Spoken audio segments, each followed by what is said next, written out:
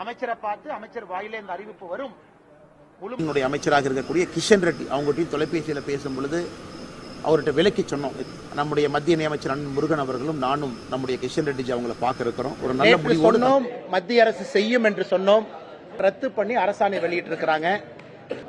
4984 acre முழுவதுமாக ரத்து செய்து என்று அறிவித்திருக்கின்றார்கள்.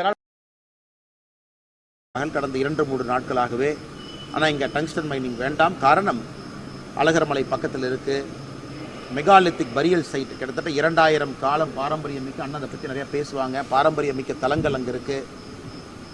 முக்கிய நம்முடைய பண்டைய தமிழர்களுடைய பாரம்பரியம் சார்ந்த சுவடுகள் எல்லாம் அந்த பகுதியில் இருக்கு.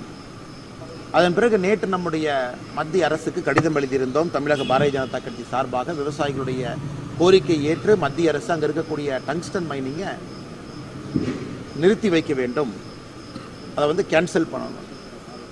அதன் பிறகு தொலைபேசியில் சம்பந்தப்பட்ட துறையினுடைய அமைச்சர், மைனிங்குடைய அமைச்சராக இருக்கக்கூடிய கிஷன் ரெட்டி அவங்ககிட்ட தொலைபேசியில் பேசும் பொழுது அவர்கிட்ட விலக்கி சொன்னோம். இதெல்லாம் இந்த மாதிரி பிரச்சனை எல்லாம் இருக்குது, இது மாநில அரசு ஒரு வாரம் அவங்க மிஸ்கைட் பண்ணிட்டாங்க.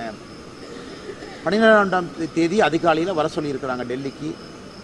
நம்முடைய மத்திய இணையமைச்சர் அண்ணன் முருகன் அவர்களும் நானும் நம்முடைய கிஷன் ரெட்டி அவங்களை பார்க்க இருக்கிறோம். ஒரு நல்ல முடிவோடு பொங்கல் பண்டிகை இருக்கு, எல்லாரும் சந்தோஷமாக கொண்டாட வேண்டிய நிலைமையில ஒரு பயத்தோடு இது நடக்குமா நடக்காதா என்கின்ற ஆதங்கத்தோடு ஒரு பொங்கல் பண்டிகையை கூட கொண்டாட முடியாத மக்கள் இருப்பாங்க, தவிப்பாங்க அப்படிங்கிற ஒரு காரணத்திற்காகத்தான் இன்னைக்கு ஓடி வந்தோம்.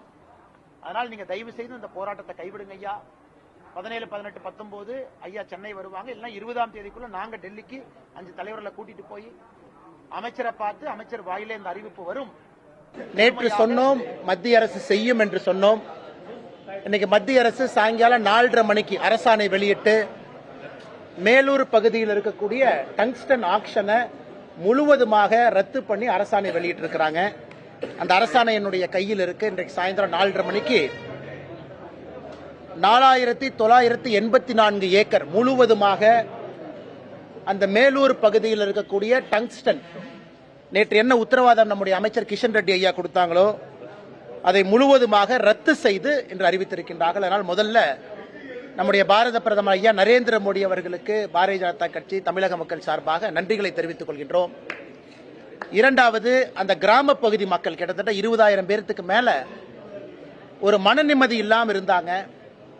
இன்னைக்கு அவர்கள் இன்று இரவு நிம்மதியாக அவங்க எல்லாம் தூங்க போலாம். அந்த மேலூர் பகுதியில் இருக்கக்கூடிய எல்லா கிராம சொந்தங்களும் கூட நிம்மதியாக இன்றிலிருந்து அவங்க தூங்க போகலாம். நாட்டிற்கு இந்த டங்ஸ்டன் என்பது மிக முக்கிய ஒரு கிரிட்டிக்கல் மினரலாக இருந்தாலும் கூட இன்னைக்கு சைனாலிருந்து இம்போர்ட் பண்றோம்.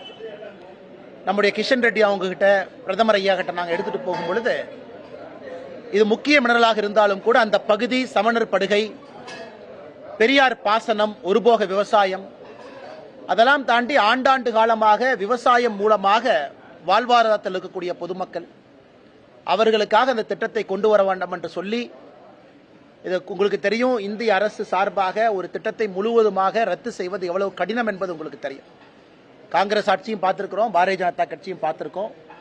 இன்னைக்கு பிரதமர் அவர்கள் செய்திருக்கின்றார்கள் என்றால் பெரிய நன்றி அவருக்கு தெரிவிக்கின்றோம். இந்த நேரத்தில் அதே நேரத்தில் நேற்று டெல்லிக்கு வந்த அம்பலக்கார ஐயா எல்லாம் இந்த அரசாணை வராம நாங்கள் ஊருக்கு வரமாட்டோம், நாங்கள் ஊருக்கு போய் மக்களை பார்க்க முடியாது என்று சொன்னார்கள். அதனால் போர்க்கால அடிப்படையில் இன்னைக்கு வேகமாக இந்த அரசாணை கொண்டு வரப்பட்டு நாளை காலையில் அந்த அம்பலக்கார ஐயா எல்லாம் ஊருக்கு வர்றாங்க. அதனால் அவர்களுக்கும் இந்த நேரத்தில் நீங்க ஊருக்கு வரலாம் என்று இந்த நேரத்தில் நாங்கள் தெரிவித்துக் கொள்கின்றோம்.